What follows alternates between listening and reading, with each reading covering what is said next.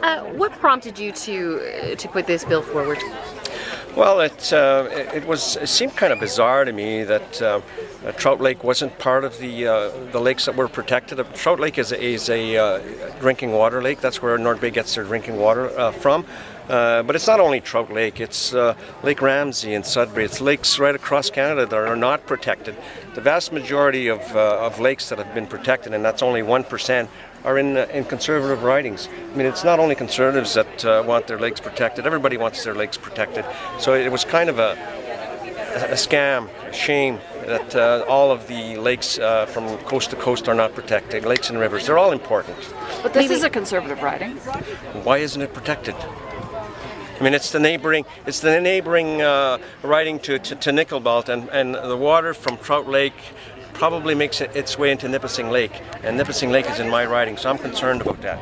If there's a spill here, like somebody said a while ago, it's safe because the company thinks it's safe because they've installed a valve here. Well, once they have to turn off that valve, it's because it's too late. There's been a spill, and we don't want that spill to be in Trout Lake. And Claude, has there been any discussion with municipal politics, including North Bay Mayor Al MacDonald, if he was invited or not? I left the organization of this meeting here today to the Nipissing Riding Association. I'm sure they went through all of the invitations to invite people to Trout Lake. Talk to me about what you see happening. I mean, are you thinking that there's catastrophic events that could happen on this lake should it not be protected? There could be. Who would have thought about Lake Megantic would have happened a couple of weeks ago? I mean, anything can happen. We don't know what the future holds for us, but we have to to do the best we can to prevent things from happening in the future, and we have to protect Trout Lake. How optimistic are you this bill will go through? I'm very optimistic that we can re-protect all of the lakes from coast to coast across Canada when we become government in 2015. And what's the timeline? I mean, what happens now? You've introduced the bill. What happens now? I have to wait till my turn comes to present the second reading of my bill.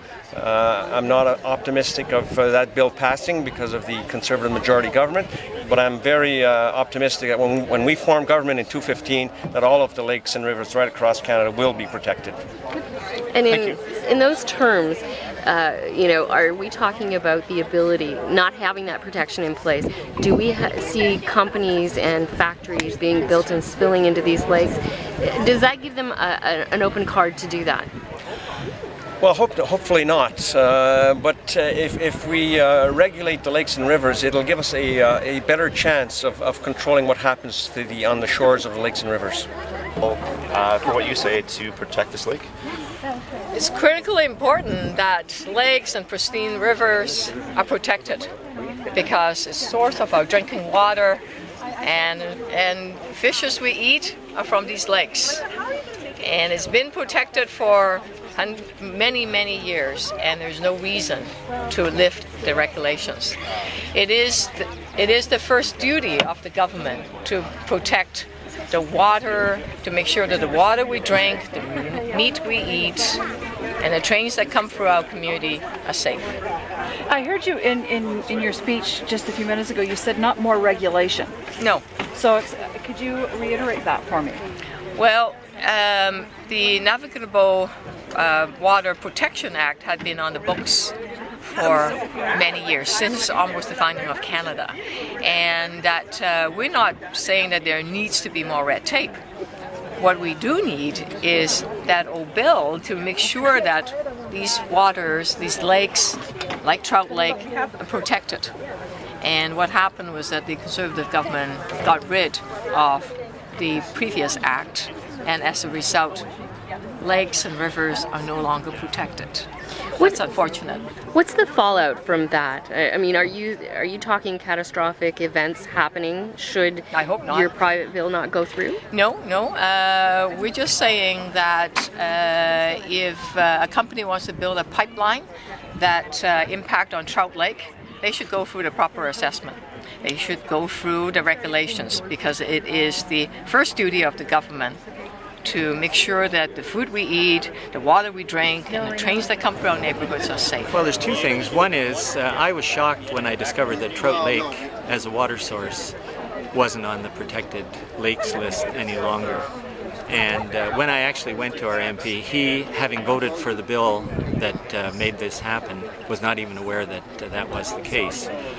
The second thing was the erosion of the democratic process. My wife applied to write a letter to the National Energy Board to object to some of the pipeline development. You have to fill in a 10-page application form so that you can send a letter to them, and whether or not they'll receive it is another question. It took her 4 days to actually do it, and she's not all that uninformed about computers, legislation, etc.